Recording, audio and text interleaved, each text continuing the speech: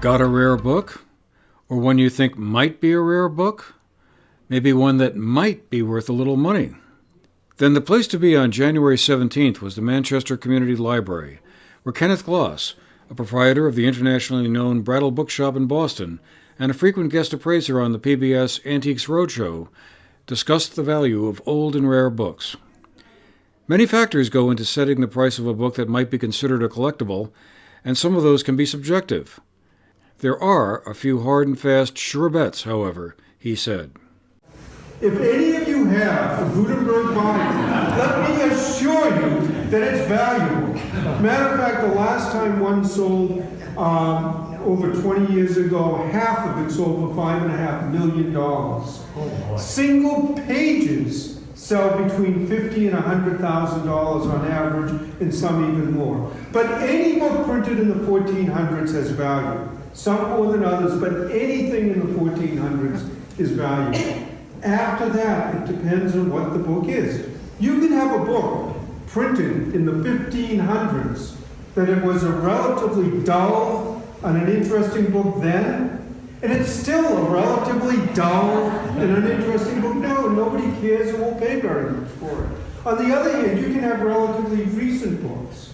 The first edition of the first Harry Potter book in London, that's only a little over 20 years old, recently sold for $80,000. So it's all what people are looking for. His talk covered more than books. Magazines, pamphlets, and other publications are also part of his purview, and he talked about some that were unique or unusual or of interest to large enough numbers of people to make the supply and demand equation favorable to someone who has possession of one. And anyone who wants to go on the Titanic, and almost anything you can think of, there are people out there who are interested. There are whole societies of Titanic historians who do nothing but study the Titanic, millions of dollars. And I'd like to point out, not everything has to be high priced to be fun. Old Life magazines, for instance. Here's one with Errol Flynn on the cover. Another with Elizabeth Taylor when she was 15 years old. And the large majority of these sell for a few dollars. I mean, they just don't have. There are a few exceptions that go a little bit higher, but most of them are very cheap. Gloss also took the audience behind the scenes of the Antique Roadshow, a popular PBS show that invites owners of potentially valuable artifacts to bring them in for appraisal. In any case, and the way that show works is you appraise on a Saturday, usually. They're changing format a little next year. But you appraise at a convention on a Saturday. 5,000 people come to the show. Each person has 2 items, so there are 10,000 items appraised. They tape about 50 or 60 of them. That's what makes up 3 hours of TV, and then they do some smaller ones. And you're at folding tables in a convention center with the 3 book appraisers next to the music appraisers, next to the jewelry appraisers, next to the glass, and so on all around. There are about 75 appraisers. And you appraise from about 7:30 in the morning, sometimes till 7:30, 8 at night, almost nonstop. And of course, as appraisers, you even have to get there a little bit earlier.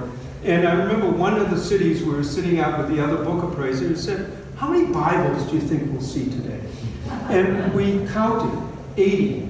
80 of the big family Bibles in one day in one city. As a matter of fact, sometimes, depending on who the other appraisers are, we have a little pool going and so on. After his talk, Gloss did some quick appraisals of some books that the audience members had brought with them. Okay. I didn't bring them all. Right. I didn't know how many I could bring. Well, I would have done. The binding is starting to get a little worn here, and that makes a big difference. And it's not a first edition anyways. Mm-hmm. If the binding was in really good shape, about 2 or 3. All right. This is a book that needs a little more looking than there should be 3. There's 3. Okay. Somehow, someone has put some pages in that didn't come with the original. This looks like the original binding. Oh, what is this? Well, that was my great-grandfather. Copy where they did it. Oh. But if this is a first edition, it's still worth a lot of money. Mm-hmm. But there's about 300 different little things that you have to check. So if it's not a first edition, it's probably worth about $300 to $500, as is. If it is a if it is a first edition, you can move the decimal point. For the GNet TV News Project, I'm Andrew So if you McKeever. want to get in touch at some point, we